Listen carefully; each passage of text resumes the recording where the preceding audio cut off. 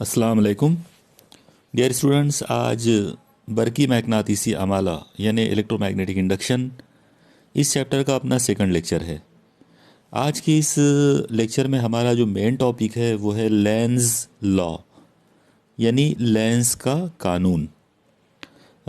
लेकिन इस कानून को शुरू करने से पहले यानी आज के इस मेन टॉपिक को शुरू करने से पहले एक बार मैं एकदम शॉर्ट में आपको बता दूं कि पिछले लेक्चर के अंदर हम लोगों ने क्या चीज़ देखे थे।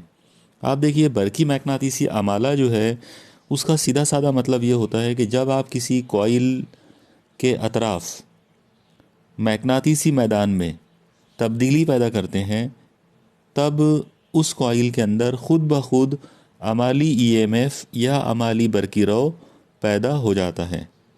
ये जो अमल है इसे कहते हैं बरकी मैग्नातीसी अमाला। इस बरकी मैग्नातीसी अमाला के लिए फैराडे जो है उसने जो दो तजुर्बात किए थे उनमें से एक तजुर्बा था कॉइल एंड मैग्नेट एक्सपेरिमेंट, जिसकी फिगर आप सामने देख रहे हैं और इसके बारे में हम डिटेल में पिछले लेक्चर में पढ़ चुके हैं। इसी तरह से उन्होंने एक दूसरा एक्सपेरिमेंट और किया था जिसे हम कॉइल एंड कॉइल एक्सपेरिमेंट कहते हैं। तो उसकी फिगर कुछ इस तरह से होती है, यानी यहाँ पर हम दो अलग अलग कॉइल को एक दूसरे के सामने रखते हैं जैसा आप फिगर में देख रहे हो। ये तमाम डिटेल्स हम लोगों ने लास्ट लेक्चर में जो है वो देख चुके हैं। आज हमको फैराडे के ये जो दोनों जो का तजुर्बात है या इसकी बुनियाद पर फैराडे ने ये जो फार्मूला जो बताया था, ये जो कानून फैराडे ने बताए थे, E is equal to D phi by D T. E जो है वो ईएमएफ है यहाँ पर, अमाली ईएमएफ, और D phi by D T का मतलब है मैग्नातीसी नफास की तब्दीली की शरह है। तो E is equal to D phi by D T, ये जो फैराडे का जो कानून है, इस कानून की मज़ीद वजाहत करने के लिए, इसके अंदर और ज़्यादा डिटेल्स में जाने के लिए हम अगले पॉइंट पर आएंगे, और वो अगला जो पॉइंट है वो है लेंस लॉ, लेंस का कानून। तो चलिए शुरू करते हैं। आज का हमारा जो मेन टॉपिक है वो है लेंस का कानून, Lenz law of electromagnetism. Lenz law जो है उसकी बेसिक उसका जो बेसिक कंसेप्ट है वो है कि अमाली ईएमएफ जो किसी कॉइल के अंदर पैदा होगा और मैग्नातीसी नफास की तब्दीली की शरह जो उस कॉइल के चारों तरफ होगी, इन दोनों के दरमियान सिमतों के एतबार से क्या ताल्लुक़ है, सिमतों के लिहाज से। यानी लेंस का कानून दर हकीकत सिमत को ज़ाहिर करने वाला कानून है, यानी डायरेक्शन। वो डायरेक्शन बताता है कि D phi by D T यानी मैग्नातीसी नफास की तब्दीली की शरह जो है वो कौन सी सिमत में होगी, और कॉइल के अंदर जो अमाली ईएमएफ पैदा होगा वो कौन सी सिमत में पैदा होगा। ओके, अब सवाल यह है कि वो सिमतों का मामला क्या ज़ाहिर करता है। तो एकदम सिंपल सी बात है, लेंस का ये कहना है कि जो अमाली ईएमएफ कॉइल के अंदर पैदा होता है वो हमेशा मैग्नातीसी नफास की तब्दीली की शरह की मुखालिफत करता है, यानी मुखालिफ सिमत में होता है। इस चीज़ को बोलते हैं लेंस का कानून। आइए देखते हैं कि लेंस के कानून का कंप्लीट जो स्टेटमेंट है वो क्या है। लेंस का कानून कुछ इस तरह से बयान किया जाएगा, जब किसी कॉइल के अतराफ मैग्नातीसी मैदान में तब्दीली पैदा की जाती है तब उस कॉइल में अमाली ईएमएफ पैदा हो जाता है। ये अमाली ईएमएफ हमेशा उस कॉइल के अतराफ मैग्नातीसी नफास की तब्दीली की शरह के मुखालिफ सिमत में होता है। ओके, और अब आप एक चीज़ देखिए कि अगर मुखालिफत दिखाना है, कौन दो लोग मुखालिफ में हो रहे हैं यहाँ पर, ई और D phi by D T, ये दोनों एक दूसरे से मुखालिफ सिमत में हैं। अगर ये दोनों एक दूसरे के मुखालिफ सिमत में है तो इनके बीच में माइनस की अलामत आना चाहिए।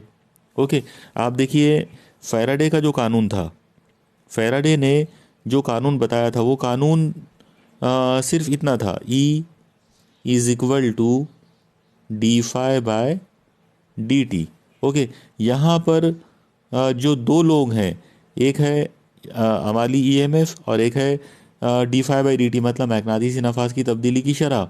ओके, लेकिन दोनों के दरमियान सिमत क्या है, तो वो सिमत दिखाने के लिए यहाँ पर लेंस का कानून यूज़ करेंगे, और वो माइनस साइन जो है वो यहाँ पर बताता है। लेंस का ये कहना है कि ई और D phi by D T एक दूसरे से मुखालिफ सिमत में है, इसलिए उनके बीच में माइनस की अलामत आना चाहिए, यानी E equal to minus D phi by D T होना चाहिए। ओके, ये है लेंस का कानून और उसके मैथमेटिकल मैथमेटिकल उसका जो कंसेप्ट है कि मैथमेटिकली उसका मतलब रहेगा कि वहाँ पर माइनस साइन यूज़ करेंगे ई और D phi by D T के दरमियान। ओके, अब हमको इसकी कंप्लीट इसका जो मीनिंग है उसको देखना है। देखिए, इसकी वजाहत के लिए हम यहाँ पर ये जो फिगर आप देख रहे हैं अभी स्क्रीन के ऊपर इसको यूज़ करेंगे। आप देखिए इस फिगर में सबसे पहले आप देखिए कि यहाँ हमने एक मैग्नेटिस लिया हुआ है एन एस, और यहाँ हमने एक कॉइल लिए हैं, ये एक कॉइल है। इस कॉइल के सामने हमने एक मैग्नेटिस लिए और उस मैग्नेटिस को हरकत दिए हैं जैसा आप देख रहे हैं ये सिमत में, मतलब हम मैग्नेटिस को करीब ला रहे हैं, कॉइल के नज़दीक लाने का अमल शुरू किए, यानी एक मैग्नेटिस को हमने कॉइल के नज़दीक लाना शुरू किए। अब आप देखिए, जब आप इस मैग्नेटिस को करीब लाएंगे, करीब लाते वक्त अगर मैग्नेटिस का एन पोल, आप गौर से देखिए मैग्नेटिस का, चलिए एक काम करते हैं, इस फिगर को थोड़ा नज़दीक से देख लेते हैं। आप इस फिगर को अब थोड़ा और अच्छे से देखिए। इस फिगर में आपको क्लियर कट अभी समझ में आएगा कि जब आपने मैग्नेटिस को करीब लाए उस वक्त मैग्नेटिस का एन पोल जो है शुमाली कुतुब कॉइल की तरफ है। ओके, और अब आप इस मैग्नेटिस को करीब ला रहे हो, जैसे आप इसको करीब लाएंगे आप देखेंगे कि इस कॉइल में एक करंट पैदा होगा, और ये जो करंट पैदा होगा ये एंटी क्लॉकवाइज सिमत में दौड़ेगा। आप देखिए यहाँ पर ये करंट की सिमत दिखाई गई है। ओके, करंट की ये जो सिमत है, ये करंट इस तरीके से दौड़ रहा है, यानी यहाँ पर उसकी सिमत ऐसी है, यहाँ पर उसकी सिमत ऐसी है, यानी एंटी क्लॉकवाइज। और जब ये करंट एंटी क्लॉकवाइज दौड़ेगा तो अगर हम सीधे हाथ का कानून यूज़ करें तो उस कानून के मुताबिक यहाँ जो मैग्नेटिसी मैदान तैयार होगा उस मैग्नेटिसी मैदान का एन कुतुब ऊपर बनेगा और एस कुतुब नीचे बनेगा। ओके, अब आप गौर से इस फिगर को एक बार फिर से देखिए। आप देखिए इस फिगर ए के अंदर जब हमने मैग्नेटिस एन एस को कॉइल के नज़दीक लाने की कोशिश करे तो कॉइल भी एक मैग्नेटिस बन गया, कॉइल के अंदर भी एक मैग्नेटिसी मैदान तैयार हो गया। लेकिन मैग्नेटिसी मैदान इस तरह से तैयार हुआ कि अगर आप मैग्नेटिस का एन कुतुब सामने लाएंगे तो कॉइल का भी एन कुतुब सामने बनेगा। ओके, यानी एन कुतुब के सामने, मैग्नेटिस के एन कुतुब के सामने कॉइल का एन कुतुब आने वाला है। अब आपको पता है कि जब दो मैग्नेटिस के एक जैसे कुतुबैन एक दूसरे के करीब आ जाते हैं तो वो एक दूसरे को लाइक नहीं करते, वो एक दूसरे को दफ़ा करते हैं। तो होगा ये कि इस पर्टिकुलर जगह पर, यानी यहाँ पर मैग्नेटिस का ये वाला जो कुतुब है एन कुतुब, सॉरी कॉइल का ये जो एन कुतुब है, ये मैग्नेटिस के इस एन कुतुब को लौटने का काम करेगा, ये उसको दफ़ा करेगा, यानी करीब नहीं आने देगा। इसका मतलब इस जगह पर दफ़ा का मामला होगा, कॉइल जो है वो मैग्नेटिस को दफ़ा करेगा, दूर दूर करने की कोशिश कर रहे हैं। आप गौर से देखो कि यहाँ पर हम कॉइल को नज़दीक लाना चाहते हैं, कॉइल को हमने इधर नज़दीक लाने की कोशिश की है और कॉइल की मैग्नेटिसियत उसको दफ़ा कर रही है। इसका सीधा मतलब ये हुआ कि कॉइल जो है वो मैग्नेटिस को करीब आने की मैग्नेटिस के करीब आने को कॉइल ने पसंद नहीं किया। कॉइल जो है, कॉइल की जो मैग्नेटिसियत है वो मुखालिफत कर रही है मैग्नेटिस के हरकत की। ओके, ये हो गई फिगर ए की वजाहत। अब आइए देखते हैं फिगर बी में क्या हो रहा है। आप देखो फिगर बी के अंदर थोड़ा आप इसको नज़दीक से देखिए।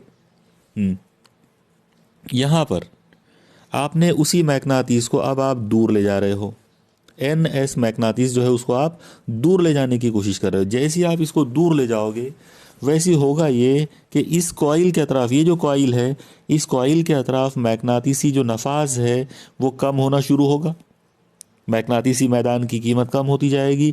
नतीजा ये होगा कि अब जो करंट है वो उसकी सिमत बदल जाएगी। अब करंट जो है वो क्लॉकवाइज घूमना शुरू होगा, मतलब करंट यहाँ पे ऐसा गुजरेगा, यहाँ पर करंट ऐसे गुजरेगा। अब करंट अगर क्लॉकवाइज घूमता है तो सीधे हाथ के कानून के मुताबिक वहाँ पर जो मैग्नेटिसी मैदान बनेगा, यानी कॉइल की जो कॉइल के अंदर जो मैग्नेटिसी मैदान बनेगा वो इस तरीके से बनेगा कि उसका एन कुतुब नीचे होगा और एस कुतुब ऊपर होगा। ओके, यानी यहाँ पर इस पर्टिकुलर मामले में जैसे ही आपने मैग्नातीस को दूर ले जाना शुरू किए, कॉइल ने इस जगह पर एस कुतुब तैयार कर दिया।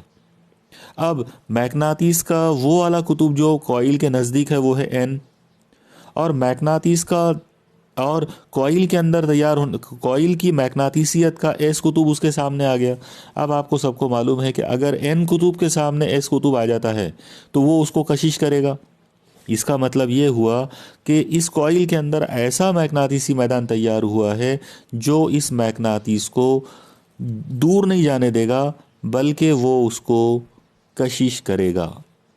यानी इसका मतलब ये हुआ कि जब आप मैग्नातीस को दूर ले जाने की कोशिश करेंगे तो कॉइल कशिश करेगा, और जब आपने मैग्नातीस को करीब लाने की कोशिश किए थे तब कॉइल ने उसको दफ़ा करना शुरू कर दिया था।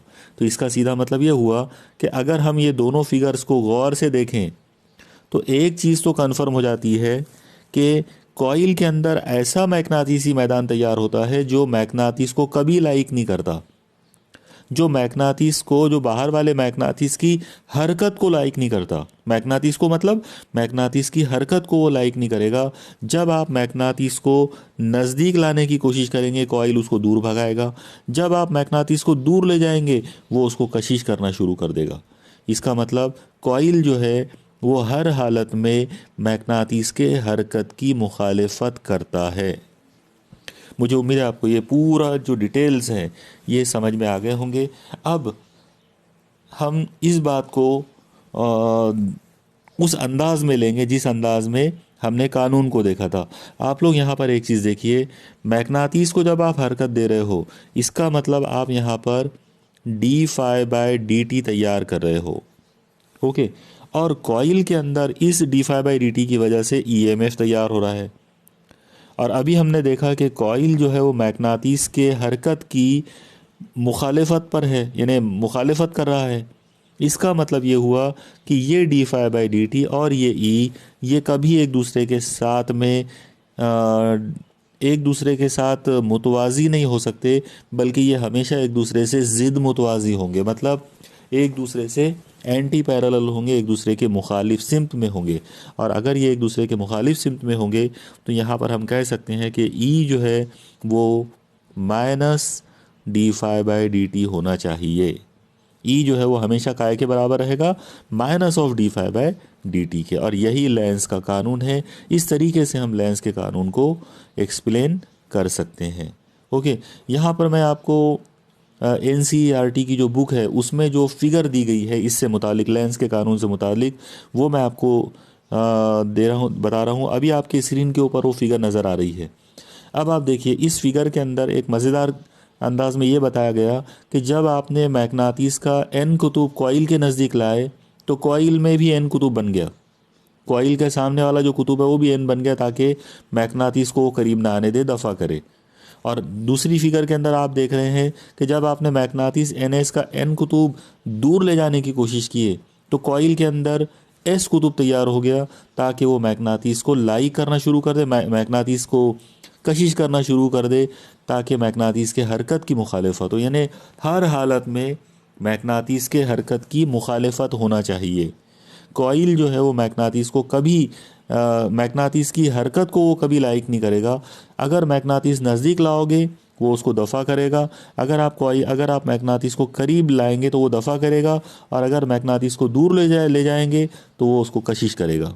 ओके, तो ये था मतलब लेंस के कानून की कंप्लीट वजाहत का। अब हम यहाँ पर एक और इम्पॉर्टेंट टॉपिक की तरफ चलते हैं, और वो टॉपिक ये है कि लेंस का जो कानून है दर हकीकत ये तवानाई की बका का कानून है, यानी law of conservation of energy है। तो किस तरीके से ये law of conservation of energy है उसको आप देखिए। यहाँ पर जब हम लेंस के कानून के हिसाब से, मतलब लेंस की कानून के मुनासिबत से जब हम फैराडे के कवानीन को देखते हैं या फैराडे के तजुर्बात को देखते हैं, तो हमको एक चीज़ समझ में आती है कि कॉइल में जो मैग्नातीसी मैदान तैयार होता है या कॉइल के अंदर जो अमाली ईएमएफ तैयार होता है, वो हमेशा बाहर वाले मैग्नातीसी मैदान को मतलब उसकी मुखालिफत ही करेगा।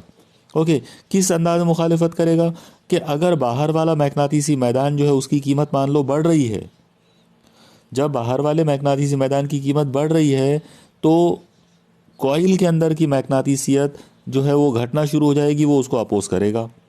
और जब बैरूनी मैग्नेटिसी मैदान जो है उसकी कीमत कम हो रही होगी तो उस सूरत में वो उसको फेवर, कॉइल के अंदर की जो मैग्नेटिसियत है वो उसको फेवर करना शुरू करेगा, वो उसकी तायीद करना शुरू कर देगा।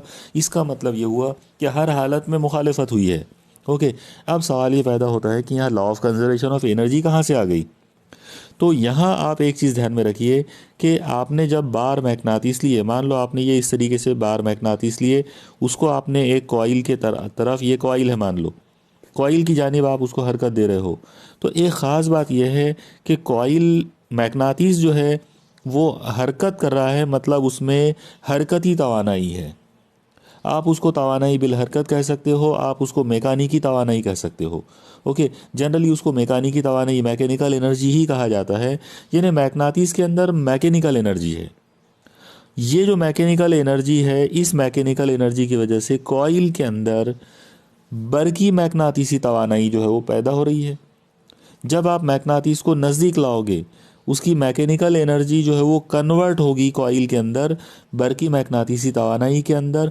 और इस तरीके से जब आप इस पूरे निज़ाम का, मतलब कॉइल और मैग्नेट का, इन दो लोगों का मिला जुला जो निज़ाम है, अगर आप इस निज़ाम की कुल तवानाई को देखेंगे तो वो हमेशा कांस्टेंट मिलेगी। ओके, आप इसको दूसरे एंगल से इस तरह से इमेजिन करो। मान लो कि आपने यहाँ पर इस जगह पर एक मैग्नेटिस लिए NS और यहाँ पर एक कॉइल लिए, और हुआ ये कि जब इसको आपने करीब लाए, यानी इसके करीब मैग्नेटिसी मैदान बढ़ा, और कुछ ऐसा हुआ कि कॉइल का मैग्नेटिसी मैदान भी बढ़ता चला गया। मान लेते हैं, फ़र्ज़ करो कि ऐसा होता है कि मैग्नेट को करीब लाने पर कॉइल की मैग्नेटिसी मैदान, कॉइल के अंदर का जो मैग्नेटिसी मैदान है या बरकी मैग्नेटिसी तवानाई है, मान लो वो भी बढ़ रही है।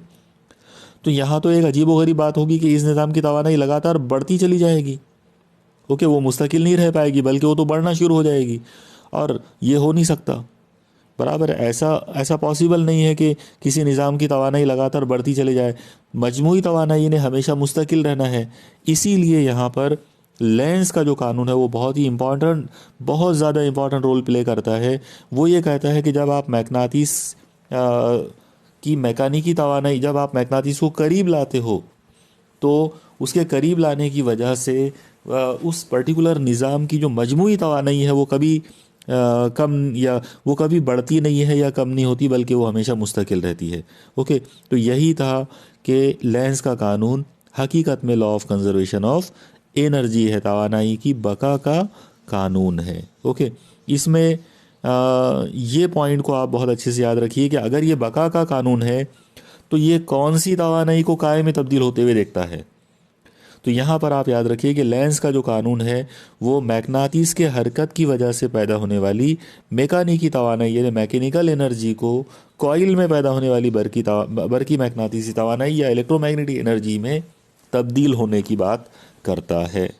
ओके, तो ये था लेंस के कानून का समझ लीजिए कि तबई मफहूम या law of conservation of energy के साथ उसका ताल्लुक़। ओके, अब हम चलते हैं अगले टॉपिक पर कि लेंस का जो कानून है उसमें और फैराडे के कानून के दरमियान जो तबियाती जो रिश्ता है, वो जो वज़ा की अलामत जो है, उस ताल्लुक़ के बारे में हम, यानी उस ताल्लुक़ पर हमको रोशनी डालना है। तो देखिए किस तरह से हम बात करेंगे।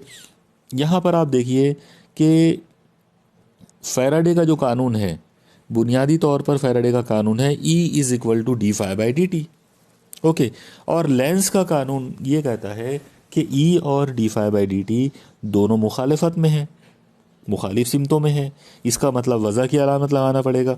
तो यहाँ पर हमारे पास जो फार्मूला मिलेगा हमको फैराडे का और लेंस के कानून का मिला जुला फार्मूला, वो ऐसा होगा E = -d∅/dt, यानी वज़ा की अलामत का आना उसमें कंपलसरी है। तो यहाँ पर ये जो निगेटिव साइन है ये एक इम्पॉर्टेंट रोल प्ले करता है। ओके, देखिए अब हम इसको किस तरीके से आगे बढ़ाते हैं।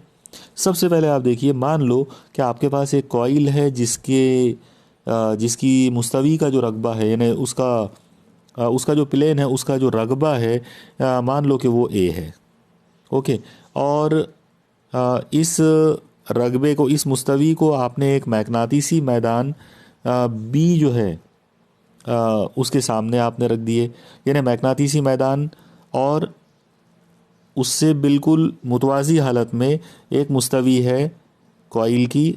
जाहिर सी बात है जब दोनों के दरमियान का आप एंगल लोगे तो वो ज़ीरो आएगा। ओके, इस सूरत में अगर आप मैग्नातीसी नफाज की कीमत अगर निकालते हैं तो वो आ जाएगा phi is equal to B bar dot A bar, क्योंकि मैग्नातीसी नफाज क्या होता है, मैग्नातीसी नफाज का कंसेप्ट बिल्कुल वैसा ही है जैसा बरकी सुकूनी नफाज का कंसेप्ट था।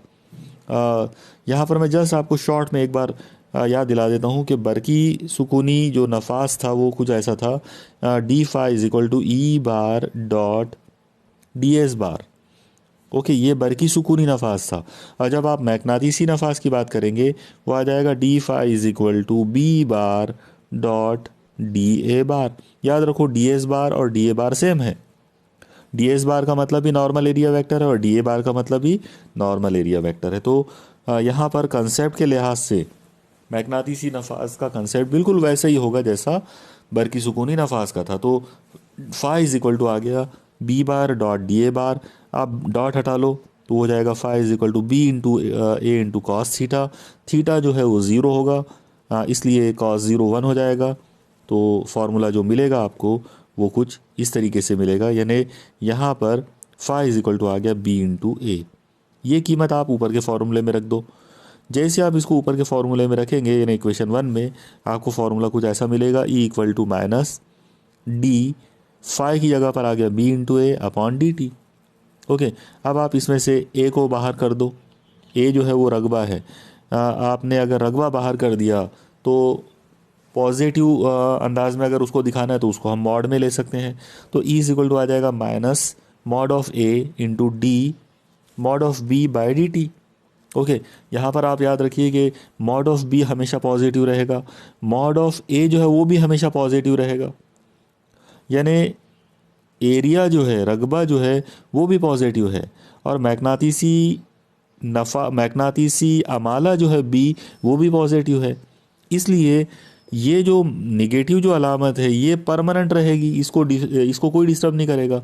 आप देखिए अगर ये बी निगेटिव होता तो इसके निगेशन की वजह से ये निगेटिव निगेटिव पॉजिटिव हो सकता था, या फिर ये जो ए है ये निगेटिव होता तो इसके निगेटिव की वजह से ये निगेटिव निगेटिव पॉजिटिव हो सकता था, लेकिन ऐसा कोई चांस नहीं है।